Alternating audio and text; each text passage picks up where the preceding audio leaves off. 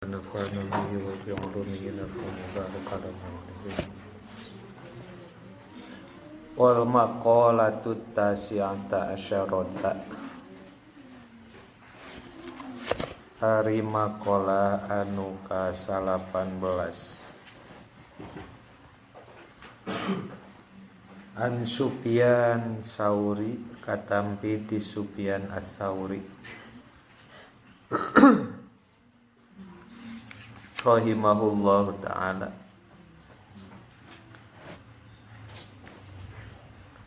La yajtami'u te narima kumpul fi hadza zamani dina ieu zaman li ahadin pikeun hiji jalma naon malun harta illa wa ingdahu kecuali eta tetep disandingan man tawa ahad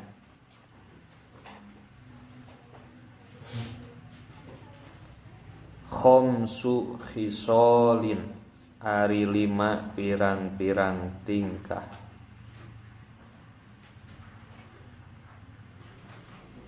ay sifatin tegesna pirang-pirang sifat mazmumatin anu dicela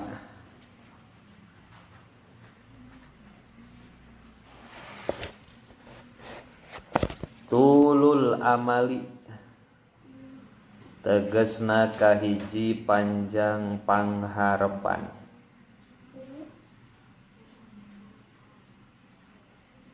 aetarokubu tegesna aetarokubu ma tegesna nungguanana perkara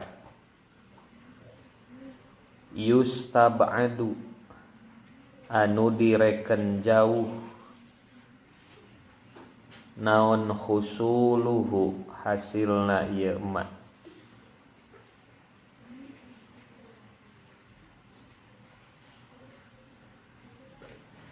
wa hirsu sareng kadua kadedemes golibun anu ngalindih farraghibu mangka ari jalma anu resep fid dunya dina dunya malumun eta anu dicela wa talibu fuduliha jeung ari nyuprih leuwihna dunya mazmumun eta anu dicacad warrogbatu jeung ari resep innama tukhtasu pastina ditangtukeun ieu rogbah bima kana perkara jawaja anu ngaliwat ieu emak haddal hajati kana batesna kabutuhan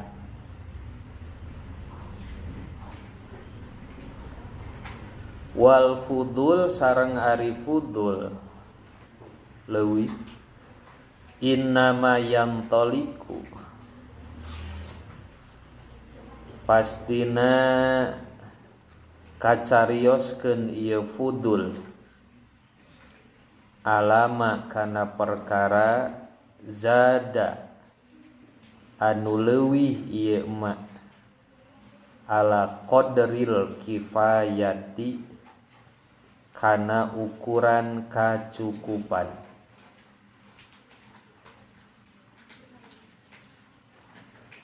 qala ngadawu sa Rasulullah sallallahu alaihi wasallam laisa khairukum man taraka dunya lil akhirah walal akhirata lid dunya.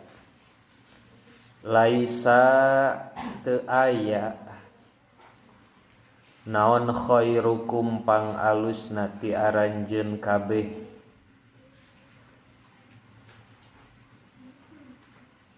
man eta jalma taroka anu ninggalkeun ieu man ad-dunya kana perkara dunya lil akhirati pikeun akhirat walal akhirata jeung teu aya nu ninggalkeun akhirat walal akhirata jeung teu aya nu ninggalkeun akhirat lid dunya pikeun urusan dunya walakin khairukum jeung tatapina ari pangalusna aranjeun kabeh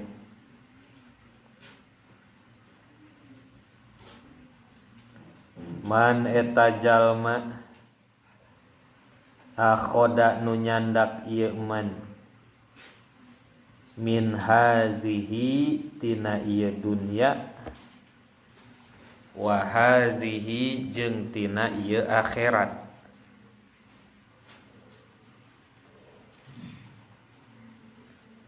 waruya sareng diriwayatkeun anin nabiyyi katampi ti Kangjeng Nabi sallallahu alaihi wasallam annahu sayaktosna nabi qala eta ngandika nabi ni'mal matiyatu nikma duh pohara alusna naon almatiyatu dunya tutumpakan dunya fartahilu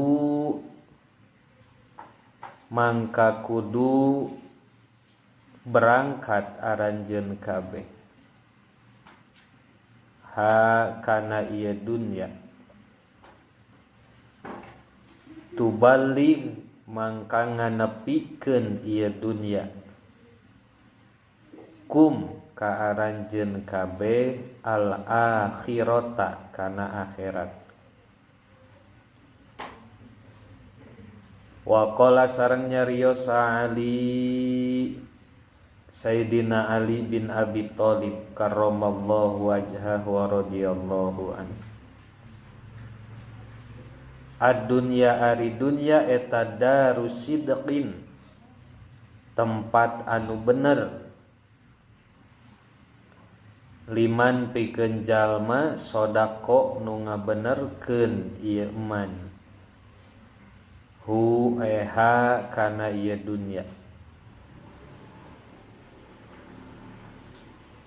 wadarun najatin jeung lembur kasalametan liman pikeun jalma pahima nu maham ieu man anha tina eta dunya wadaru ghina jeung lembur kabeungharan liman pikeun jalma tazawwada anu bebekalan ieu man minha tina eta dunya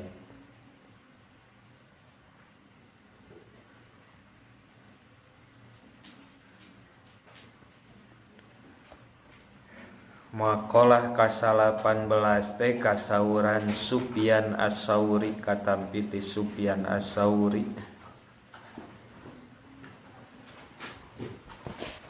saur mantena la yajtami'u fi hada zamani li ahadin malun illa wa indahu khamsu isolin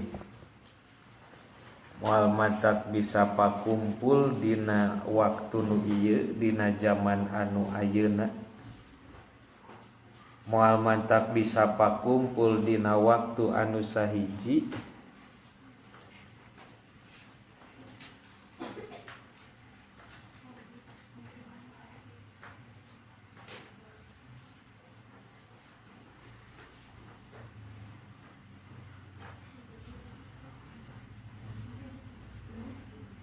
pikeun hiji jalma kaayaan harta bandana kecuali di eta jalma teh aya 5 pirang-pirang perkara.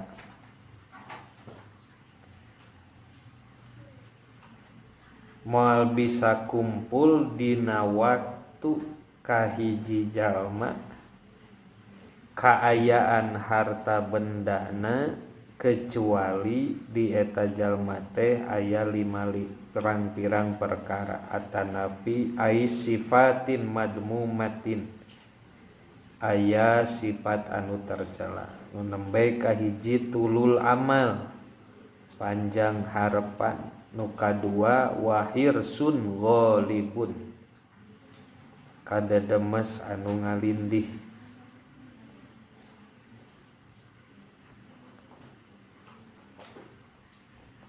Tulul amal naon panjang pangharapan tulul amal teh. Panjang harapan teh ngarepkeun hiji perkara anu hese hasilna jauh hasilna. Teu ngukur kana kamampuan pribadi eta tulul amal, tapi lain ulah boga cita-cita, kudu boga cita-cita mah. Ngan kudu ngukur kana kamampuan pribadi. Nu kadua hirsun ghalibun kadedemes anu ngalindih, sehingga nalika resep kana hiji perkara ulah dibarengan ku rasa pisan resepna, sawajarna we resep. Kitu deui keheul sawajarna, geuleuh sawajarna, resep sawajarna. Bisi malik nu tadina resep pisan jadi keheul, nu tadina keheul pisan jadi resep. Nu katilu wasuhu syadidun, suhu teh koret, medit, syadidun anu banget, ai bukhlun tegasna medit, muto'un anu diturut, wa qillatul wara'i kaopat saeutik apik, ai adamu tegasna teu aya kaapikan, non atu ari waro palwaro umang ka ari waro huwa ari waro ijtina busyubuhati ngajauhan pirang-pirang perkara subhat.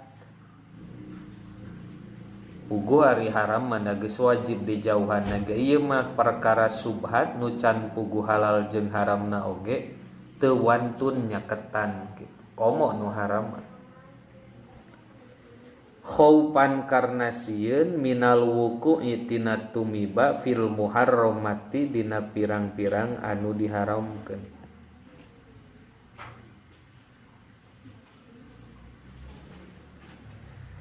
Wakila sareng dicarioskeun huwa ari itu waro teh tamulazamatul a'mali,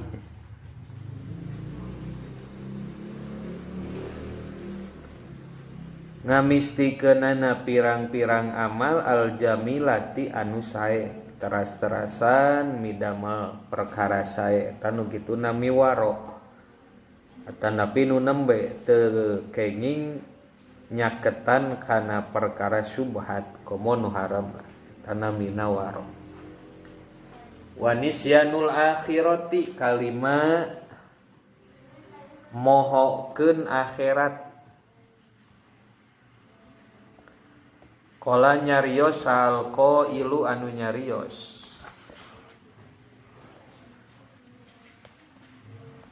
ya khotibad dunya ila ya khotibad bahar biasa eta mah.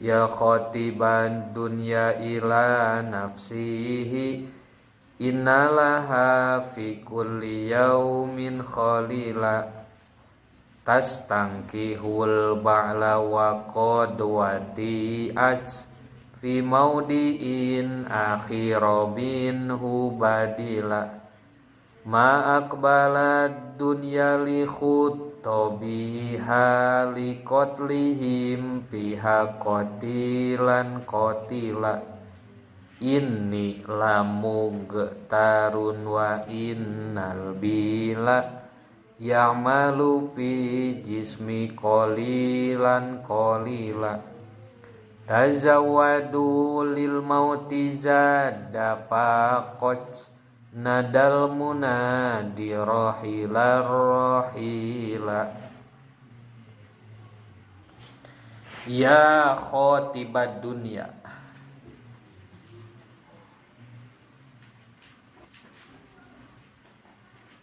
wahai anu ngalamar ka dunya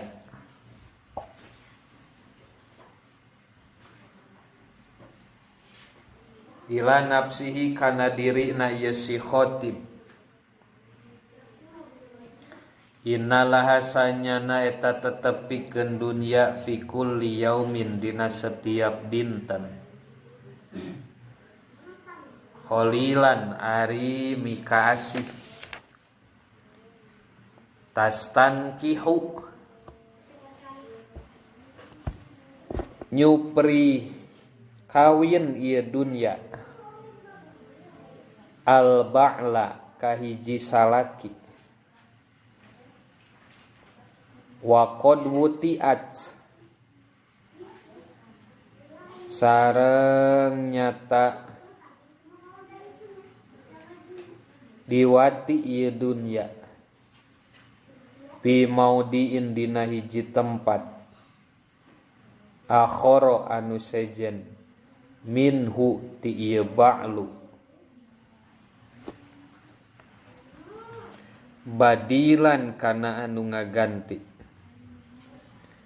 ma'akbalat teu madep naon ad-dunya udunya li khuttabiha pikeun pirang-pirang nu ngalamar kana ieu dunya liqatlihim karna ngabunuhna ieu khutab kabunuhna ieu khutab qatilan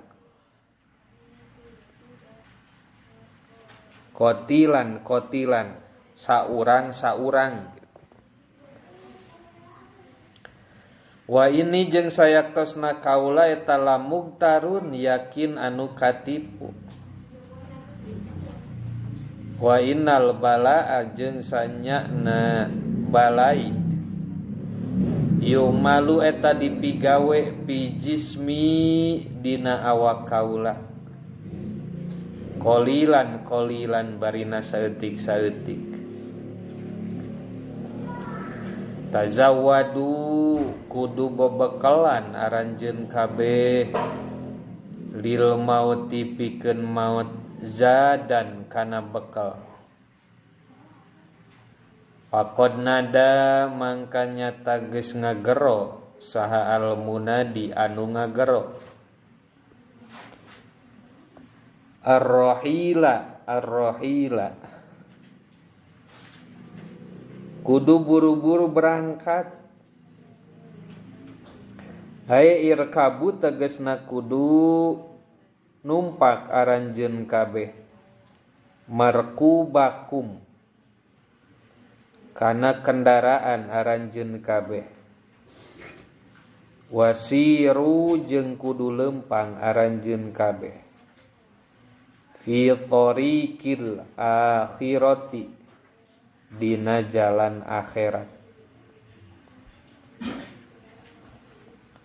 wal maqalatul isruna sareng ari maqalah anu ka-20 an Hatim al-Asom katampi ti Hatim al-Asom rahimahullahu taala Hatim al-Asom teh nu ngadenge hitut awewe tapi api-api teu nguping sebatna Hatim al-Asom sosok waliullah Dina hiji waktos anjeunna nuju ngawaru aya jalmi anu bade meser ternyata awewe. Barang datang samemeh nanyakeun barang nu rek dibeli. Itut eta awewe teh. Bari tarik deui. Tapi hati malah som nu jadi pedagang api-api teu nguping. Sehingga awewe eta teu ngarasa wirang ku pedah geus kitu. Qala ngandi ka Hatim al-Asom al-ajalatu ari gagancangan ayil isra'u tegasna gurunggusuh non cekolot mah poksok harita hayang harita kudu aya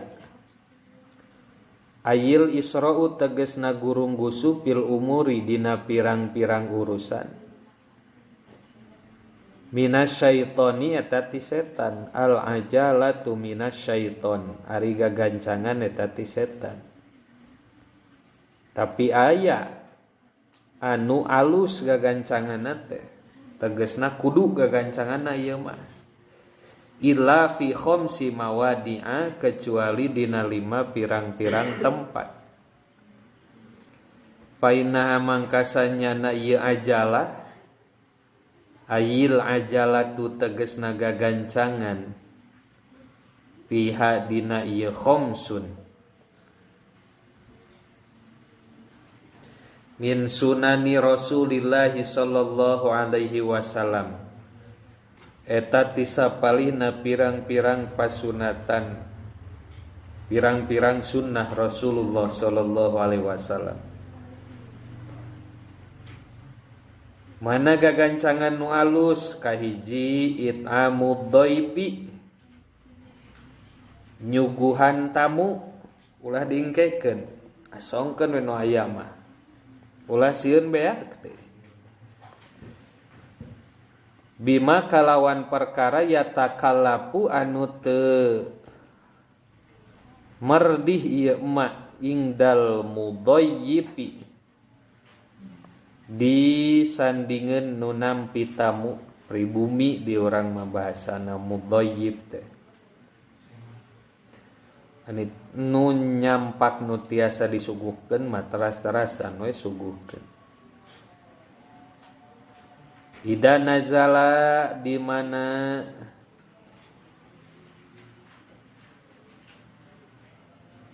lungsur ieu tamu ayid dhaifu tegasna tamu fi manzilihi dina tempatna ieu mudhayyib geksor cekolot mah kakara gegek diuk langsung sor dahareun wa an Abi Hurairah radhiyallahu an sareng katampi ti Abi Hurairah radhiyallahu an anna Rasulullah sallallahu alaihi wasallam sayaktosna Rasulullah sallallahu alaihi wasallam qala eta ngadawuh Rasul man at'ama akhahul muslima syahwatahu harramahullahu ta'ala 'alan nar fadilah nyuguhan batur man ari sajalma at'ama nu maparin atanapi masihan tuangeun ieu man akhahu kadulurna ieu man al muslima anu muslim syahwatahu kana kahoyongna ieu muslim naon nu dipikahoyong ku tamu dipasikeun haroma mangka ngaharamkeun hu ka ieu man sallallahu Gusti Allah alan nari kana neraka ahroja ngaluarkeun kana ieu hadis al Baihaqi Imam Baihaqi wa an Abdillah bin Umar bin As radhiyallahu an anna Rasulullah sallallahu alaihi wasallam sayaktosna Rasulullah sallallahu alaihi wasallam qala eta ngandika Rasul man at'ama akhahu minal khubji hatta yusbi'ahu wa syaqahu minal ma'i hatta yurwiyahu ba'uda minan nari sab'a khanadik. Man ari sajalma atama eta nu mere tuangeun ieu man akhohu kadulurna ieu man minal khubji tina sapotong roti hatta yusbi'a sehingga ngawaregkeun ieu khubjun hu ka ieu akhoh wasako sareng masihan ieu man hu ka akhoh minal ma'i tina cai hatta yurwiya sehingga nyagerkeun ieu maun hu ka ieu akhoh ba'uda tah jauh ieu si man minan nari tina naraka sab'a khonadiqo kalawan 7 pirang-pirang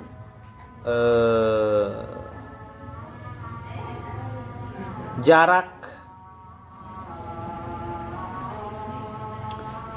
Jalma nu masihan tuangeun kadulurna paripaosna kur sapotong roti tapi sapotong roti eta teh mantak nyageurkeun atawa sagelas cai tapi sagelas cai eta teh mantak nyageurkeun kana dahagana mangka balukar saena atanapi fadilahna bakal ditebihkeun tina neraka kalawan ukuranna oge 7 khonadik. Naon ari 7 khonadik?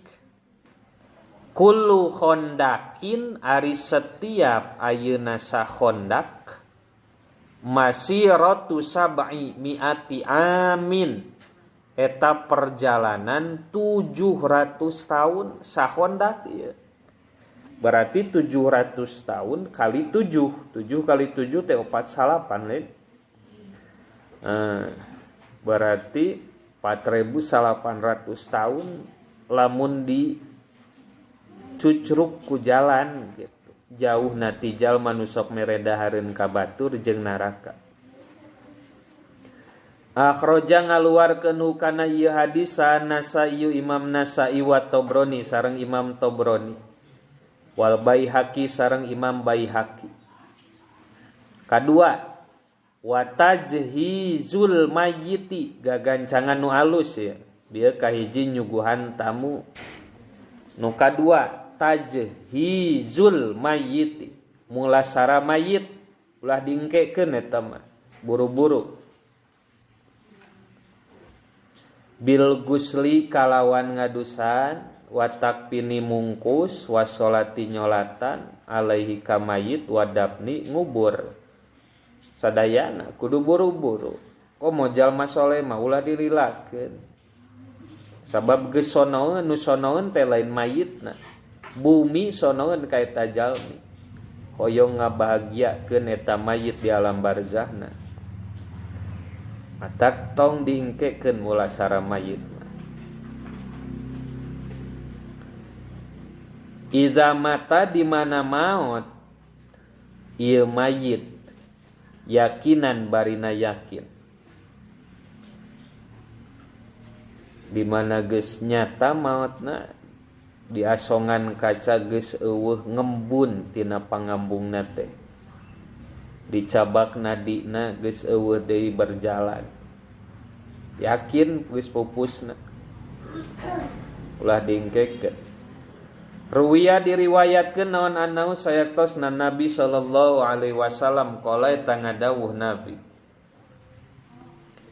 inna awwalama yujazal mu'minu inna awalama sayaktosna pangheulana perkara yujaza anu bakal dibales saha al mu'minu mu'min ba'da mautihi dina sabada mautna mu'min eta ayyughfaro bakal dihapunten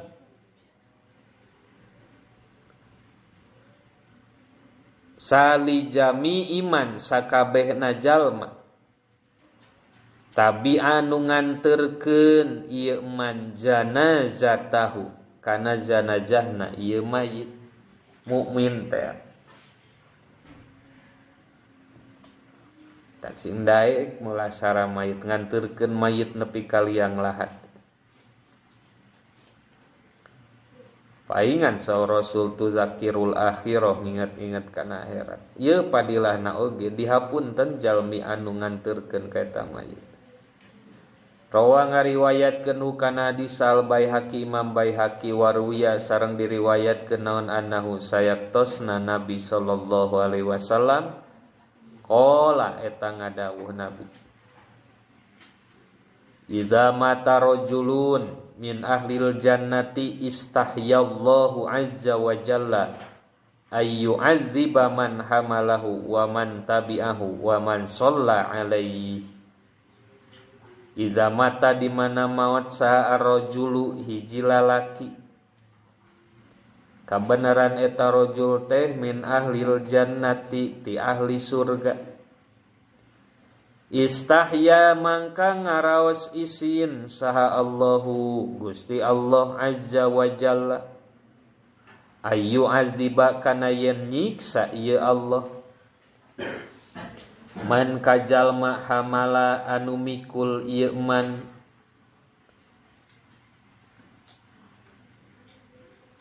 hu ka ieu rajul wa man jeung kajalma tabi'a anu nganterkeun ieu man hu ka rajul wa man sholat jeung jalma sholat nu nyolatkeun ieu man alaihi ka ieu rajul. Aya hiji jalma maot saur Rasul teh di mana pupus hiji jalma kaleresan nu pupusna teh pisurgaeun Allah bakal ayeuna ngaraos isin nyiksa na eta mayit kantenan da tadi oge min ahlil jannah tapi sanes wungkul mayit nu moal disiksana teh ayu aziba man hamalahu jalmi anu mikulna di urang masuk ditanggung lah ya nu mikul teh nanggung pasaranana gitu kabarokahan manggul anu soleh mah waman tabi'ahu bahkan lain anu mikul pasarana wungkul jalma nu nganterkeun ka liang lahatna dihapunten ku Allah moal disiksa waman shalla alaihi jeung jalma nu nyolatanana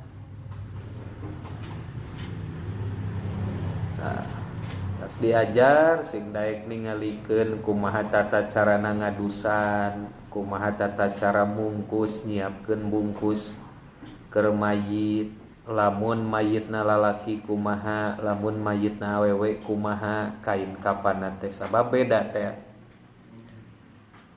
ulah nu diburu teh nyolatkeun we wungkul peda sok dibagi duit sum keneh di dieu teh rawa ngariwayatkeun kana hadis Dailami Imam Dailami wa tajwijul binti idza balagot katilu gagancangan nu alus teh tajwijul binti ngawinkeun anak awewe ulah dilila-lila idza balagot di mana geus baleg ieu bintun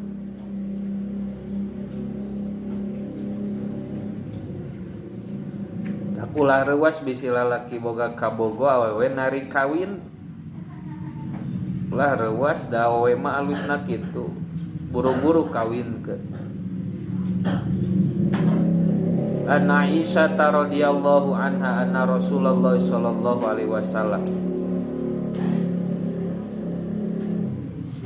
fadilah keur kolot ya tawa wali nu nanggel waral kahiji istri anu meujeuh geus dikawinkeun bade ramana bade rakana tanapi sawe nu berhak dijantenkeun wali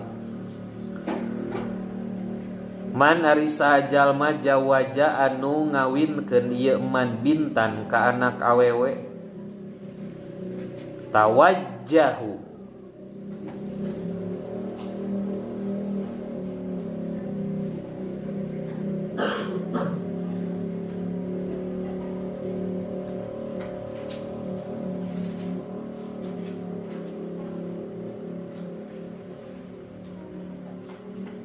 tawajja mangka madep hu kayeman saallahu Gusti Allah yaumal kiamati dina dintenan kiamat tajal muluki kalawan mahkota pirang-pirang raja. Akhraja ngaluarkeun hukana ieu hadis Ibnu Syahin hiji nyuguhan tamu, dua naon mulasara mayit, tilu ngawinkeun budak awewe, gagancangan anu alus. Gagesna salian tinu lima ieu mah gagancangan teh goreng. Nu kaopat wa qada'ud daini mayar hutang. Ulah diengke-engke ari aya mah. Eueuh mah atuh sasadu ulah kalah ngaleungit gitu. Idza wajaba di mana geus wajib ieu qada'ud dain. Kana buktos kayak kaanjaa, punten. Kaanjaa saperti yen dongkap. Naon ajaluhu waktuna ieu qada. Naon di urang bahasana jatuh tempo. Wa taubatu nu kalima nu alus gagancangan teh sareng tobat. Idza farata di mana geus migawe dosa ieu jalma. Biwazni qotala kalawan nganggo wazan qotala. Faroto wazan qotala ay taqaddama tegasna geus ti heula ieu dosa. Wa Ibnu Umar radhiyallahu an sareng katampi ti Ibnu Umar radhiyallahu an inna kunna sayaktosna buktos kami lana'uddu eta yakin ngitung kami li Rasulillahi sallallahu alaihi wasallam fil majlisi dina majlis yaqulu nyarios Rasul Rabbig firli kana lapad Rabbig firli wa tub alayya innaka antat tawwabul ghafur. Rabbi wahai pangeran abdi igfir muga ngahapunten Gusti li kanggo abdi watub sareng mugi nampi tobat Gusti alaya kanggo abdi innaka sayaktosna Gusti angta tegesna Gusti at-tawwabu eta anu seueur nampi tobat al-ghafuru tur anu seueur ngahapuntenna.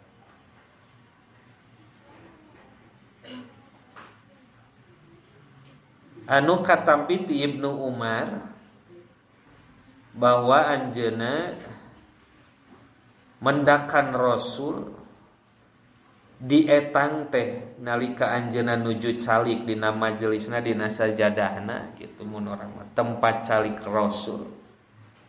Rasul teh sok maos kana kalimah ieu Rabbig firli wa tub alayya innaka antat tawwabul ghafur. Sabaraha kali maosna mi'ata marroh 100 uihan. Sadinten sawengi eta teh. Ieu teh keur ngadalilan nembe gagancangan dina tobat. Rasul sadinten sawengi tara kirang tina 100 kali tobat padahal anjeunna maksum.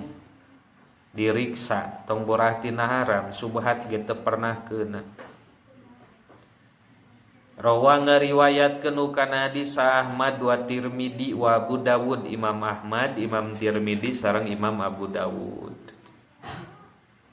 Jadi Wal maqalatul hadiyata wal isruna sareng ari maqalah anu ka-21. Qala ngandika saha Muhammad bin Dauri rahimahullahu taala. Syakia cilaka saha iblisun iblis bi khamsati asya'a kulima pirang-pirang perkala. Cilakana iblis kulima rupa. Lam yuqirru bisa sabar hiji cik macana. Tilu ibtida dia berdak sorop ya. Bisa sabar jalan macana. Kumaha wae. Lam yukiru, lam yukirro, lam yukiri, lam yukrir. Idgham naon nu kitu ngaranna? Mislen siapa? Sorok, wajib, jaiz, mumtani'. Dina bab tad'ib mudho'ab. Mudho'ab sulasi, mudho'ab rubai.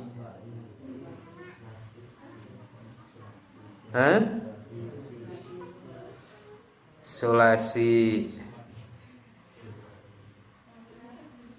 fil Madinah kumaha asalna samemeh ditikelkeun samemeh diidghamkeun.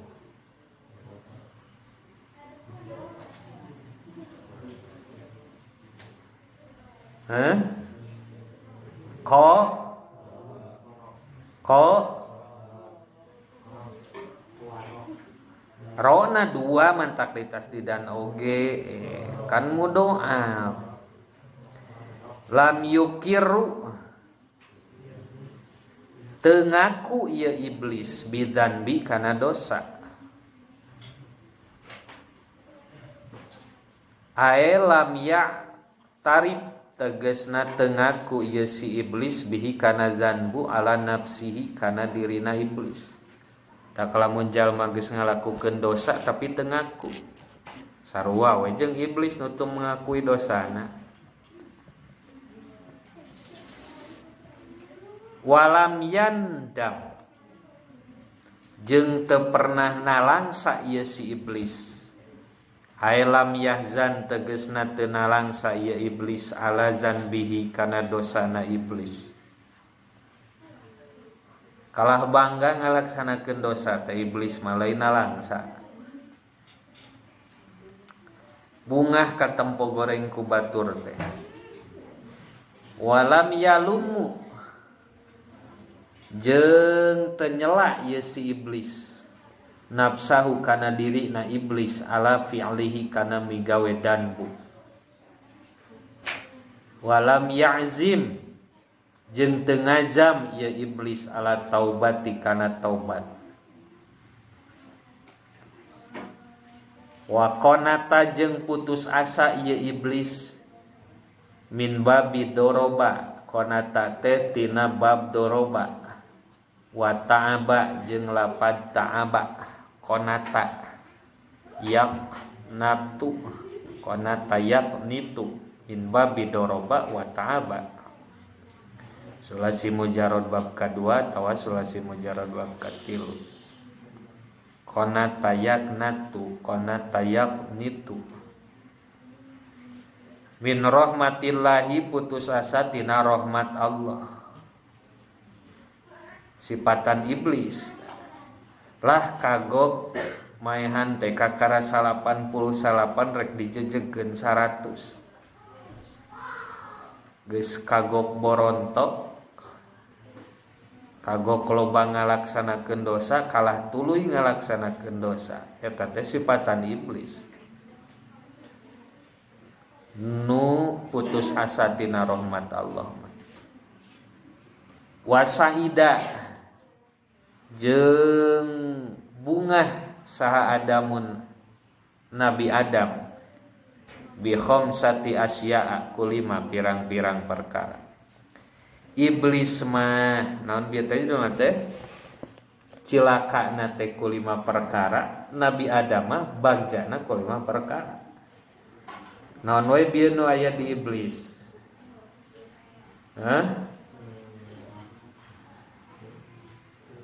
Hiji teu ngaku kana dosa, 2 teu nalangsa pedah geus dosa, 3 sok nyela kana dirina, 4 tara ngajam kana tobat, 5 putus asa tina rahmat Allah. Eta 5 sifatan iblis anu goreng.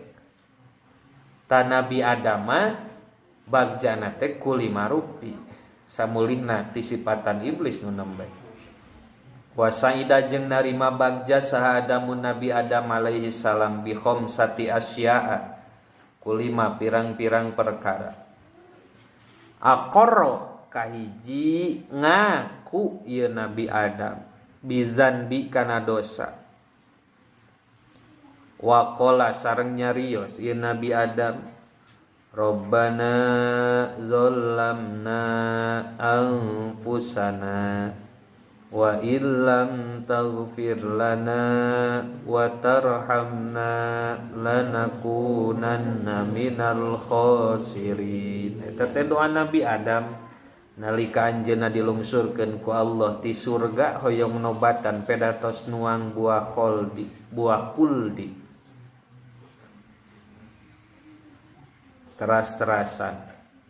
Robbana wahai pangeran abdi sadaya, zolamna dolim abdi teh anpusana kana diri abdi, wa ilam tagfir lamun mah teu ngahapunten Gusti, lana ka abdi sadaya wa tarham jeung teu mika asih Gusti, na ka abdi sadaya lanakunanna yakin buktos abdi sadaya teh minal khosirina ti golongan jalmi-jalmi anu rarugi. Ieu doa tobatna Nabi Adam alaihi salam. Wa an Aisyah sareng katampi ti Siti Aisyah radhiyallahu anha, innal abda sayaktosna seorang hamba ida taropa di mana ngaku ieu abdun bizanbihi kana dosana ieu abdun, sumataba taras tobat ieu abdun, taba tah nampi tobat saha Allahu Gusti Allah alaihi ka ieu abdun, buru-buru minimal atuh urah poho ngucapkeun istighfar manalika gawe dosa. Rawa ngariwayatkeun kana hadis Saikhoni. Saha Saikhoni dina hadis? Saha Saikhoni dina hadis? Saikhoni teh 2 guru. Saha 2 guru dina hadis? Imam Bukhari sareng Imam beda deui ke dina Bajuri ente nu ngaji Bajuri meurna tawang ke dina Fathul Muin aya Saikhoni. Ai Saikhoni dina fikih mah sanes Imam Muslim sareng Imam Bukhari benten deui. Tau pami dina hadis mah geus si Saikhoni teh Imam Bukhari sareng Imam Muslim. Hiji tah sifatan anu ngabagjakeun ka Nabi Adam, ngaku kana dosa. Nu kadua wa nadima jeung nalangsa Nabi Adam alaihi kana eta zanbi. Ai zanbi tegasna dosa. Wa an Abdullah bin Mas'ud sareng katampi ti Abdullah bin Mas'ud radhiyallahu anhuma. Qala ngandika Ibnu Mas'ud qala ngadawu saha Nabi sallallahu alaihi wasallam, manari saha jalma akhtoa anu migawe kasalahan ieu eman, khotiatan kana hiji kasalahan, au adnaba atawa migawe dosa ieu eman, zanban kana hiji dosa, sumana dima tuluy nalangsa ieu eman, fahuwa mangka ari ieu nazmu kafaratuhu eta kiparatna ieu danbu. Rawa ngariwayatkeun kana hadis al Baihaqi Imam Baihaqi. 3 wala manafsahu sifatan nusain nu aya di Nabi Adam. Walama jeung nyela si kamana eta tadi. Walama sareng nyela ieu Nabi Adam.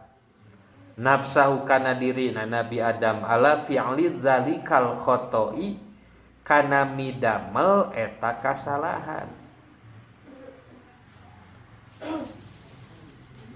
Kaopat berarti kalima, katilu. Hiji sok ngaku kana dosa, 2 nalangsa kana migawe dosa. 3 berarti nyela kana dirina pedah geus ngalakukeun kasalahan. Wa asro'a kaopat sareng gagancangan Nabi Adam pit taubati dina taubat. Bitaati asbabiha kalawan ngalakonan pirang-pirang sababna taubat. Terakhir walam yaknat jeung tepegat ieu Nabi Adam teu putus asa min rahmatillahi tina rahmat Allah. Terasa-rasan we duka sabaraha ratus sabaraha ribu tahun Nabi Adam ngucapkeun robbana zalamna anfusana nu nembe teh. Keur nobatan kasalahan pedah tos nuang buah khuldi. Wallahu a'lam bishawab. Rabbil fa'na bima 'alamna.